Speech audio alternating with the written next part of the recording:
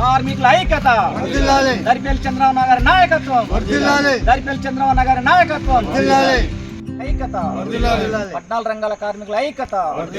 జై కార్మిక, జై జై కార్మిక, జై కార్మిక, జై జై కార్మిక.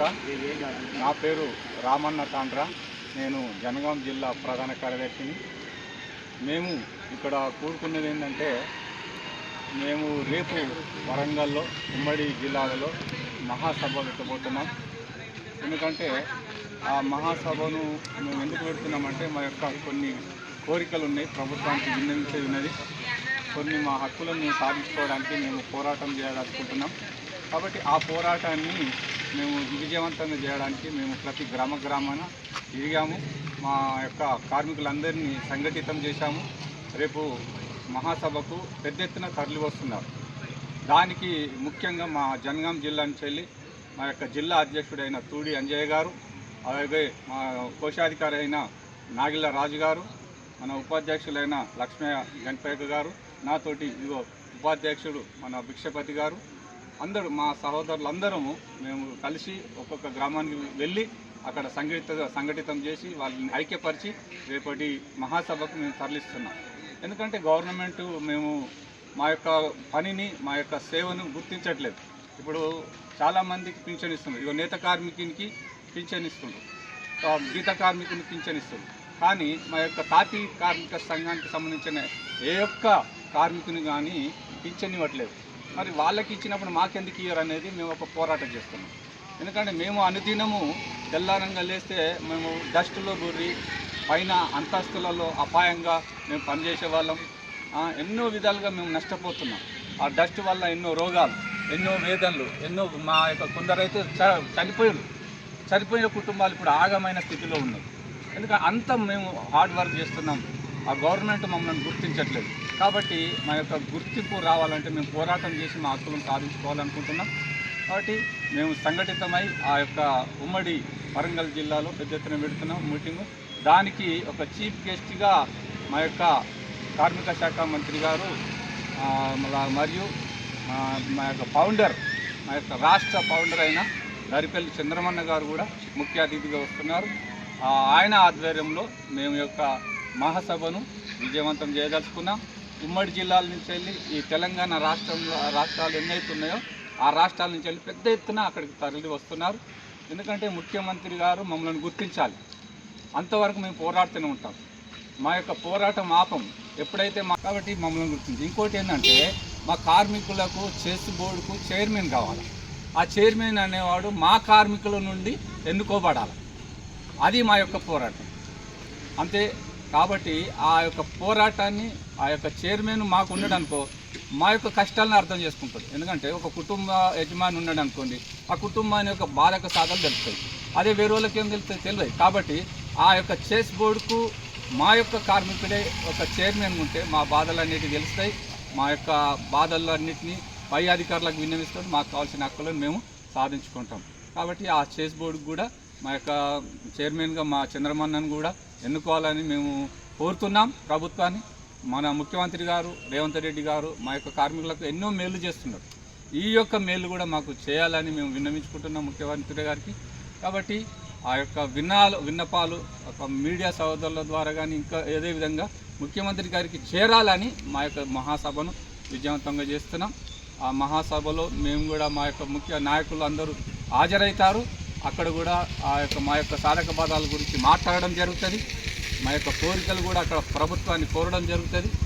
ప్రభుత్వానికి మేము వ్యతిరేకంగా పోరాటం చేయట్లేదు. కాకపోతే ప్రభుత్వాన్ని మేము ఏం చేస్తున్నామంటే సవినయంగా మేము కోరుకుంటున్నాం, మర్యాదపూర్వకంగా మాకు ఇది కావాలి. ఇగో మేము కూడా కార్మికులమే, గీతా కార్మికులు ఎట్లాగో మేము కూడా కార్మికులమే, నేతా కార్మికులు ఎట్లాగో మేము కూడా అట్లేగా కార్మికులం. ఇంకోటి ఏంటంటే, మాకు లేబర్ కార్డ్ అనేది ఉన్నది. దాన్ని ఏం చేస్తున్నారంటే 55 సంవత్సరాలు 60 సంవత్సరాలు నిండా దాన్ని రద్దు చేస్తాం. కాబట్టి ఆ యొక్క కార్డు మేము జీవిత కాలం ఉండాలని మేము కోరుకుంటున్నాం. మరి ఇంకోటి ఏంటంటే పింఛన్ ఉండాలి. 55 సంవత్సరాలు ఉన్నది పింఛన్ మాకు రావాలి. కార్డు కొట్టేస్తున్నారు. ఇక 50 సంవత్సరాలు నిన్నామంటే ఎలాంటి ఉపాధి కావట్లేదు. ఇంకోటి ఏంటంటే, మా యొక్క కార్మికులు ఈ డస్ట్లో, సిమెంట్లో, దుమ్ములో, ధూళిలో పనిచేసి రోగాల పాలవుతున్నారు. అసొంటప్పుడు మాకు ఏం కావాలంటే ఒక ఈఎస్ఐ హాస్పిటల్ కావాలని మేము కోరుకుంటున్నాం ప్రభుత్వం. అది కూడా మాకు ఆ యొక్క ఉమ్మడి జిల్లాలో ఒక హాస్పిటల్ ఈఎస్ఐ హాస్పిటల్ కట్టించాలని మేము కోరుకుంటున్నాం. ఇంకోటి ఏంటంటే మా యొక్క కార్మికులకు పిల్లలకు ఒక స్టైఫండ్ కావాలి. ఎందుకంటే కార్మికుడు దుమ్ములో పనిచేసి మధ్యంతరంగా చనిపోతే ఆ కుటుంబం ఆగమైపోతుంది. బీదలైన వారు చదవలేకపోతున్నారు. సో ఆ కుటుంబానికి సపోర్ట్ కావాలంటే చదివే పిల్లలకు ఒక స్కాలర్షిప్ అనేది ఒక కార్మికుని కుటుంబానికి కార్మికుని పిల్లలకు ఒక స్కాలర్షిప్ అనేది అమలు చేయాలని మేము ప్రభుత్వాన్ని కోరుకుంటున్నాం. అది కూడా మా యొక్క సవినయంగా మేము విన్నవిస్తున్నాం ముఖ్యమంత్రి గారికి. సో మా కోరికలు ఈ విధంగా ఉన్నాయి. మేమైతే డిమాండ్ చేస్తలేము, మా కోరికలు విన్నవిస్తున్నాం. దయచేసి ప్రభుత్వం అర్థం చేసుకుంటుందని, మా యొక్క కోరికలను మన్నిస్తారని, మా కార్మికులను కూడా గుర్తించి మమ్మల్ని కూడా ఆదుకుంటుందని మేము ప్రభుత్వాన్ని కోరుతున్నాం. జై కార్మిక, దర్పల్లి చంద్రమన్న గారి నాయకత్వం, దర్పల్లి చంద్రమన్న గారి నాయకత్వం. జై కార్మిక. రేపు జరగబోయే మంగళవారం ఉమ్మడి వరంగల్ జిల్లాలో జరగబోయే కార్మిక సంఘం మహాసభకు భారీ ఎత్తున గ్రామాల నుండి, మండలాల నుండి, జిల్లాల నుండి, ప్రతి జిల్లా నుండి ప్రతి ఒక్కరు భారీ ఎత్తున తల్లి రావాలని కోరుకుంటున్నాం. ఎందుకంటే ప్రతి కార్మికుడు తెలుసుకోవాలి, 1992 నుంచి మా పోరాటాన్ని మీరు అర్థం చేసుకోవాలని. ఈ ఎట్లయితే గౌడ సంఘానికి ఏ విధంగా అయితే పింఛన్ ఇస్తుందో, పద్మశాలికి ఏ విధంగా పింఛన్ ఇస్తుందో, మాకు సుత 55 సంవత్సరాలు ఉండగానే ఖచ్చితంగా 5,000 పింఛన్ రావాలని మేము కోరుతున్నాం.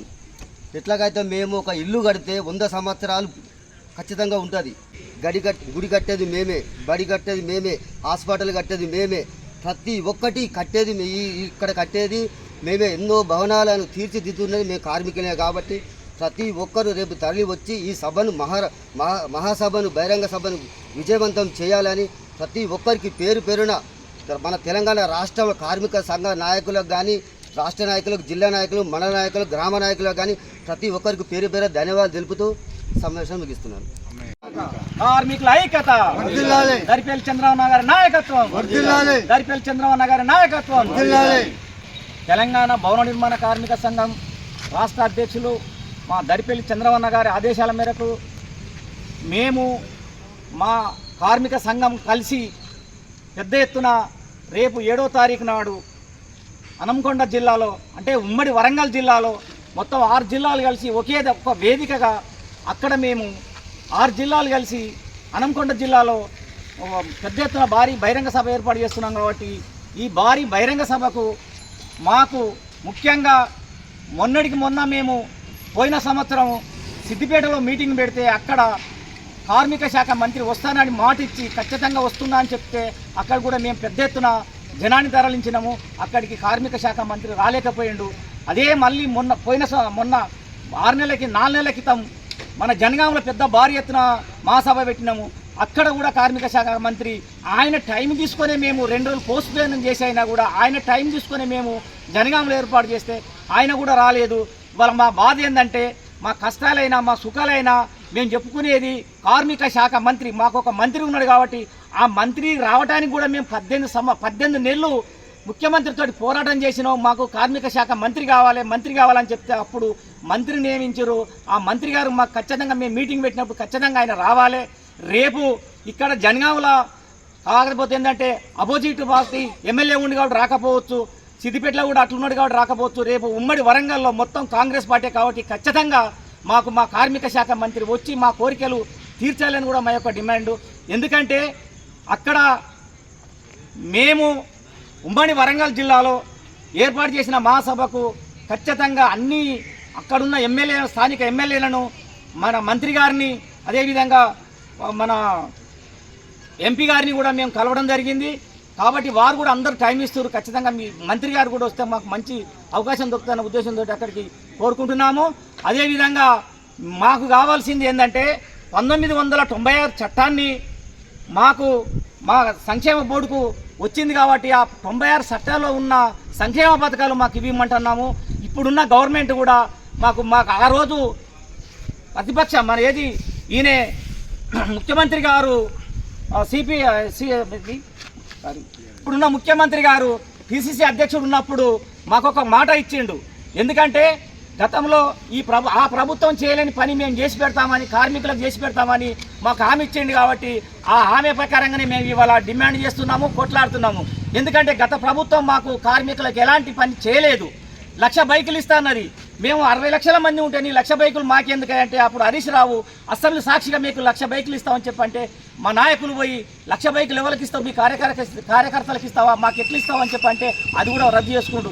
కాబట్టి నేను గెలిస్తే ఖచ్చితంగా కాంగ్రెస్ వస్తే మీకు అండ ఉంటా అని చెప్పి కార్మికులను అండ ఉంటా అని చెప్పి ఆ రోజు గౌరవింది. కాబట్టి ఇప్పుడు మేము కూడా అదే డిమాండ్, ఇప్పుడు ఆయన గెలిపించుకున్నాము, ఆయన ముఖ్యమంత్రి అయ్యింది కాబట్టి ఖచ్చితంగా ఇప్పుడు 2.5 సంవత్సరాలు దాటింది, 3 సంవత్సరాలకు వస్తుంది. ఇప్పటికి కూడా మాకు సిద్దిపేటలో ఒక 3 చేసిండు. మేము 8 కోరికలు కోరితే ఒక 3 అయినాయి.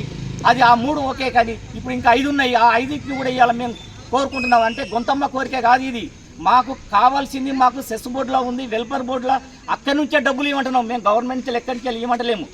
ఒకవేళ సెస్ బోర్డులో డబ్బులు ఎక్కడి అని మీరంటే మేము నిత్యం కష్టం చేసే మా కష్టార్జితమే 1% ద్వారా వెల్ఫేర్ బోర్డులో పడుతున్నాయి కాబట్టి అవి ఇలా లక్షల కోట్లు ఉన్నాయి. అందులో ఆ డబ్బులకి వెళ్ళి మేము ఇవ్వమంటున్నాం తప్ప వేరే మేము ఎక్కడికి వెళ్ళి ఇవ్వమంటలేము. అది కూడా 50 సంవత్సరాలు దాటిన కార్మికునికి ఇవాళ చిన్న వయసులో 30-35 సంవత్సరం నుంచి పనిచేస్తున్నాము. 50 సంవత్సరాలు దాటినాక గోవలెక్కి బిల్డింగ్లు కట్టలేకపోతున్నాం. కాబట్టి ఖచ్చితంగా మాకు 5,000 రూపాయలు పింఛన్ ఇవ్వమంటున్నాము. అదేవిధంగా 50 సంవత్సరాలు దాటిన కార్మికునికి కార్డు తీసేస్తుండు, కానీ ఆ కార్డు తీయకుండా జీవితకాలం కొనసాగించాలని చెప్పి మాది కోరిక ఉన్నది. అదొకటి. ఇవాళ కాన్పులకు 30,000 రూపాయలు ఇస్తున్నారు. ఏ ఆటోలు పోయినా దేనికి పోయినా 30,000 తోటి ఆ కాన్పులు ప్రైవేట్ హాస్పిటల్ పోతే సరిపోతలేవు. కాబట్టి ఖచ్చితంగా మాకు 1,00,000 రూపాయలు పిల్లల కాన్పులకు కానీ పెళ్లిళ్ళకి కానీ కావాలని కోరుకుంటున్నాము. అదేవిధంగా ఇవాళ చిన్న వయసులో 25 నుంచి వెళ్ళి 30-35 సంవత్సరాల వరకే పనిచేస్తున్నాం. కాబట్టి ఆ పనిచేసే కార్మికుడు ఇవాళ దుమ్ము ధూళి సిమెంట్ ఇటుకే వాయులు ఇవన్నిటితోటి సరకులతోటి పనిచేస్తున్నారు. కాబట్టి ఖచ్చితంగా పెయింటింగ్ అంటే మీకు తెలుసు, పెయింటింగ్ వాసన ఎట్లవుతుందో తెలుసు. ఆ వాసనకు లంచులలో పోయి కూడా ఇలా కార్మికుడు 30-35 సంవత్సరాలకే 2 పిల్లలు, 1 పిల్లల తండ్రి కూడా చనిపోతున్నాడు. కారణం ఏంటంటే మేము చేసే పని వల్ల. దానికి మాకు మెరుగైన హాస్పిటల్ చేసి జిల్లాకు ఒక మెరుగైన హాస్పిటల్ కట్టించి ఈఎస్ఐ హాస్పిటల్ సౌకర్యం అంటే లేబర్ కార్డు ఎట్లా ఇచ్చారో అదేవిధంగా మాకు కార్డు సౌకర్యం కూడా కల్పించి ఆ కార్డు ఇవ్వాలని చెప్పి కూడా మాకు ఒక కోరిక. ఇవాళ మా పిల్లలు మంచి కార్పొరేట్ చదువు లేవు కాబట్టి మాకు ఒక పిల్లలకు మంచి చదువులు ఇచ్చడానికి మాకు మంచిగా అవకాశం ఇవ్వాలని చెప్పి అదొకటి కోరుకుంటున్నాము. ఈ 5 కనుక కోరుకుంటే ఇంకొకటి ఏంటంటే ప్రభుత్వానికి మేము చూపించేది ఏంటంటే ఇవాళ రాష్ట్రంలో 60 లక్షల మంది కార్డులు ఉన్న వాళ్ళు ఉన్నారు, ఇంకొక 60 లక్షల మంది కార్డు లేకుండా ఉన్నారు మొత్తం మన తెలంగాణ రాష్ట్రంలో. అయితే ఈ 60 లక్షల మంది ఉండి ఇంకొక 60 లక్షల కార్డు లేని వాళ్ళు వాటిలో కూడా ఇవాళ 60 × 60 వేసుకున్నా 1,20,00,000 మంది కనుక కలుసుకుంటే ఇలా ప్రభుత్వాలు పడిపోయవచ్చు, ప్రభుత్వాలు నిలబెట్టవచ్చు. కాబట్టి 1/3లో ఉన్నాం కాబట్టి ఖచ్చితంగా మాకు ఏదంటే అది అయ్యడానికి ప్రభుత్వం మా అందులో ఉండాలి. కాబట్టి ఆ మాట తప్పకుండా మాకు ఇవ్వాలని ఒక డిమాండు. అదేవిధంగా ఇవాళ మేము ఇంతమంది ఉన్నా మాకు ఇవాళ ఎడారి, ఒకప్పుడు ఇదంతా ఎడారిగా ఉండేది. ఇవాళ ఈ సుందర భవనాన్ని కట్టిరంటే ఇవ్వాలంటే ఒక మేస్త్రి, తాపీ మేస్త్రి అంటే 14 రంగాల కార్మికులు కలిస్తేనే ఒక భవనం తయారవుతుంది. ఇవాళ మనం ముట్టిన కాడికి వెళ్ళి మొదలు పెట్టుకుంటే సత్యంత వరకు కూడా కార్మికుడు పనిచేస్తుండు. ఎందుకు పనిచేస్తుండే చెప్తా నేను. నువ్వు పుట్టినప్పుడు పొడుగుంత తీసింది కూడా కార్మికుడే, నీవు చదువుకునేటప్పుడు స్కూల్ కట్టింది కార్మికుడే, నీవు విద్య నేర్చుకొని మంచి డాక్టర్ అయినా అక్కడ ఉండేది బిల్డింగ్ కట్టింది మేమే కాబట్టి అక్కడ ఉన్నావు. ఇలా నీ అసెంబ్లీ కట్టినాము, పార్లమెంట్లు కట్టినాము, గుళ్ళు కట్టినాము, గోపురాలు కట్టినాము.